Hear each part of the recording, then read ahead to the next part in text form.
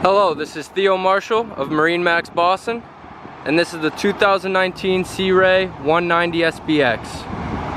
Starting at the back here, we have a 150 horsepower 4-stroke Mercury engine, along with the boarding ladder on the port side on the swim platform.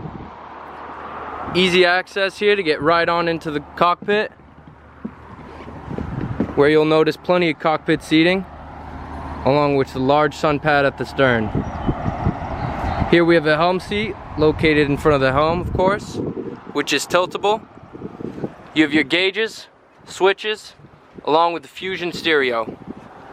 On the port side here, you'll notice storage underneath, along with the glove box storage compartment right on top. As we make our way into the bow, you'll notice the wraparound bow seating, along with storage under both the starboard and port side cushion. The bow also holds a Fusion stereo speaker. Again, this is the 2019 Sea Ray 190 SPX. For any additional information, please contact us at 781-875-3619. Thank you.